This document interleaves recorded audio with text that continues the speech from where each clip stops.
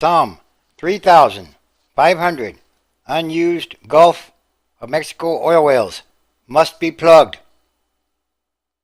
Oil and gas companies operating in the Gulf of Mexico will have to permanently plug nearly 3,500 temporarily abandoned wells and dismantle approximately 650 production platforms that are no longer used, the Obama administration announced on Wednesday. The move comes as the energy industry voices complaints that it is being overburdened in the aftermath of the BP oil disaster in the Gulf. Initial reaction from the American Petroleum Institute was that it had been expecting the announcement and had been working with regulators on a reasonable time frame for implementation. A spokesman said, "We believe that for most operators, compliance will not be an issue." The spokesman did not have an estimate of potential cost to the industry, but did say that one concern is the ability of companies to get the permits necessary to undertake decommissioning activities. The Wall Street Journal cited one expert as saying the cost could easily total $1.4 billion to $3.5 billion. Mark Kaiser, R&D Director at Louisiana State University Center for Energy Studies, also estimated that companies, mostly smaller producers, would be giving up $6 billion to $18 billion in lost revenue from future production. Environmental groups welcomed the directive. This is an important first step in cleaning up what's become a dumping ground for the offshore oil and gas industry. Peter Galvin of the Center for Biological Diversity said in a statement, "These old wells can and do leak oil that only adds to the environmental problems the Gulf has suffered in recent decades." The Interior Department says the policy aims to make energy production safer and prevent potentially catastrophic leaks at wells, but in some cases have been abandoned for decades. In other words, it's been going on for quite some time. The order requires operators to plug wells that have been inactive for the past 5 years. Production platforms and pipelines must be decommissioned if they are not being used for exploration or production, even under an active lease. We have placed the industry on notice that they will be held to the highest standards of planning and operations in developing leases. And today's notice states that mandate, said Interior Secretary Ken Salazar. More than 27,000 abandoned oil and gas wells lurk beneath the Gulf of Mexico, and more than 1,000 oil rigs and platforms sit idle. An Associated Press investigation showed that many of the wells have been ignored for decades, with no one checking for leaks. And that's crazy. The order requires wells that have been inactive for the past 5 years to be plugged. The 3,500 wells cited are currently capped with a subsurface safety valve. As infrastructure continues to age, the risk of damage increases. That risk increases substantially during storm season. Federal rules already require plugging such wells within a year of a lease's expiration.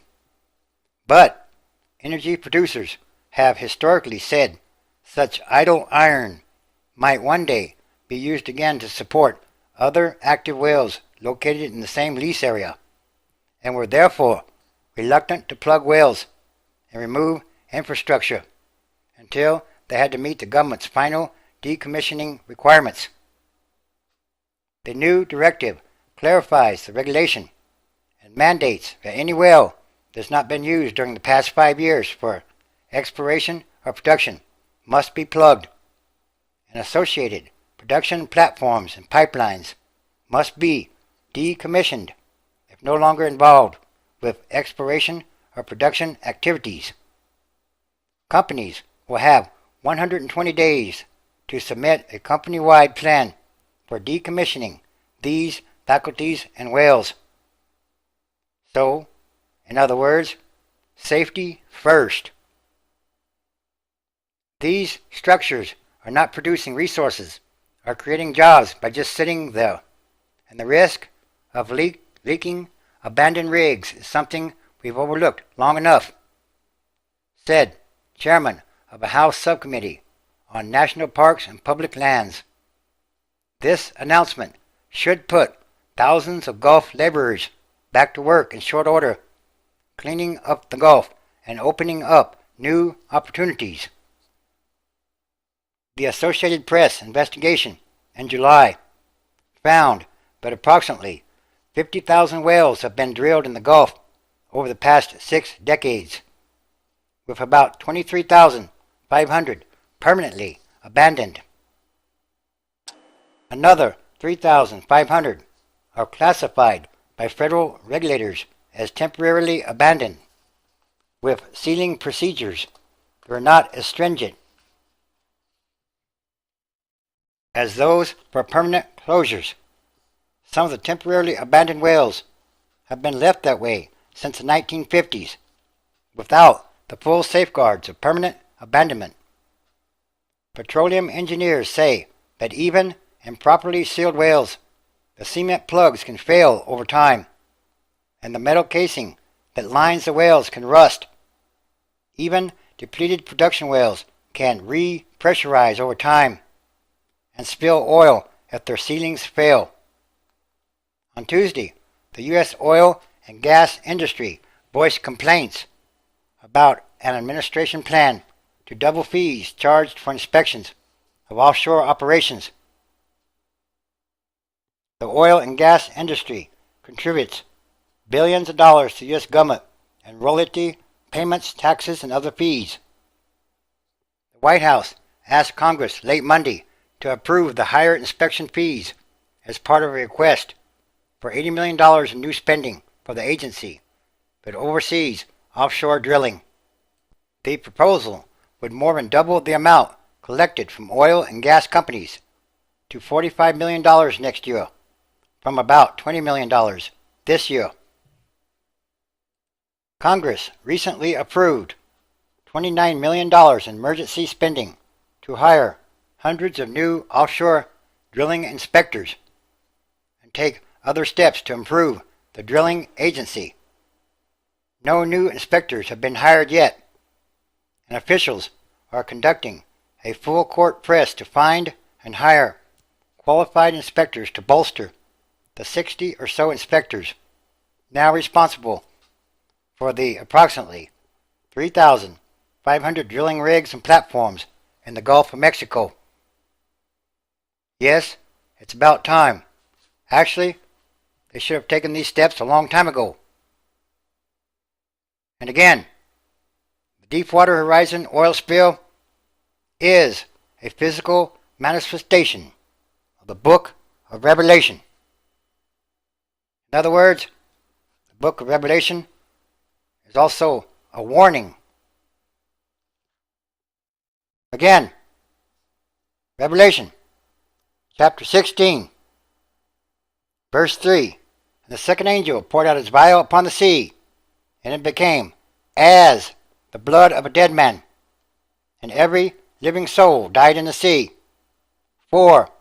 The third angel poured out his vial upon the rivers and fountains of waters, and they became as blood. 5.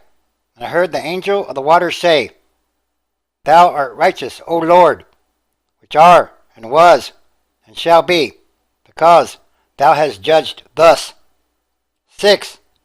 For they have shed the blood of saints and prophets, and thou hast given them blood to drink, for they are worthy. 7. And I heard another out of the altar say, Even so, Lord God Almighty, true and righteous are thy judgments. 8. And the fourth angel poured out his vial upon the sun, and power was given unto him to scorch men with fire. And all these are more signs of the end times, transition days, which is a continuing day-by-day process.